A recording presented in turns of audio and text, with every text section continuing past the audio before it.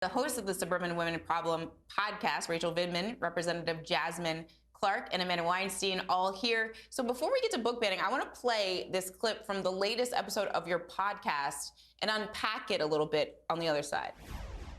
Sometimes in our efforts to try to understand why people do what they do, say what they say, it almost can feel to me that we make excuses for some of the racism that we deal with. When we think about racism and sexism and all, the isms, it breeds misinformation, right? I don't think it's a coincidence that we have so much misinformation right now around healthcare and education, two female-dominated industries. I don't think that's a coincidence.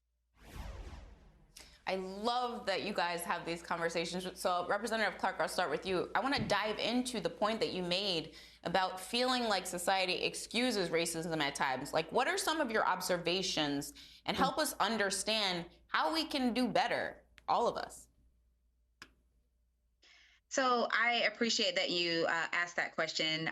It has been a constant source of frustration, I think, in our current political climate. And just as I see and move through society, where I think that oftentimes we are just trying to figure out the why. And I don't think that there's anything wrong with trying to figure out the why. There's nothing wrong with trying to figure out why people are doing what they're doing. But when we do this, we have to be careful not to make excuses for blatant racism. And I think it's also very important that we call it out. Not only do we not make excuses for it, but we call it out, and we call it out every time.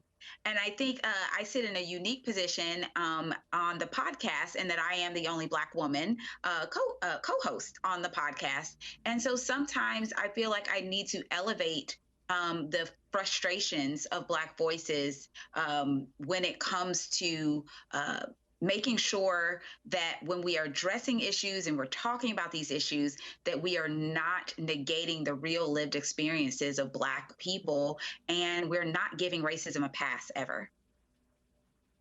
And Rachel, also in that clip, you mentioned that these female-dominated industries of healthcare and education are some of the battlegrounds that we're currently seeing in terms of misinformation around all kinds of issues, history, COVID, you name it. So speak to why you think that is. It was actually Amanda who made that point. Amanda is an economist and maybe better equipped to answer the question. I'm going to toss it to her. Oh, Amanda, jump in if that question is better for you. Yeah, we see historically and with research that female-dominated industries are devalued. So part of the misinformation is actually devaluing the very industries that women lead. Women are leaders in the education industry, and this is why we're seeing them devalued and questioning their expertise as if these trained teachers don't know how to pick books for their classroom, when we know that's not the case as parents. These teachers do an amazing job in the classroom, and they work really hard, as you mentioned, for very low pay. And Rachel, last question to you. I'm going to switch gears and talking about COVID-specific misinformation. Speak to how that is impacting children and families. We just now have the authorization for that Pfizer vaccine for children under 5. How much of that is a relief, and how much of this is in the context of misinformation being spread while parents are scrambling to try to protect their children and their families? Well, I definitely think that the misinformation has taken hold, and, we were just behind the 8 ball on that. So there was no way.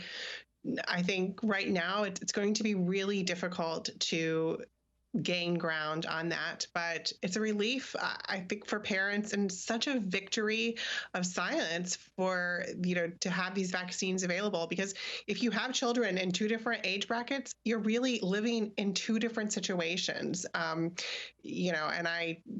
our daughter got vaccinated in November and December. So I understand.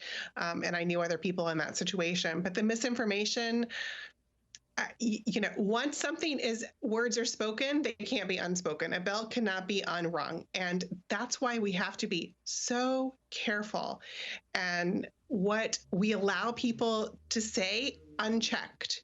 And that's something that we talk about a lot on our podcast is, when people are particularly, I think the Sunday morning shows are really guilty of this, of having, esteemed elected officials from both sides, but they're just able to, a lot of times, say whatever they want to say and no one calls them on it. And it's dangerous to allow rhetoric to go unchecked and to act like there's a legitimate both sides when one side is lying.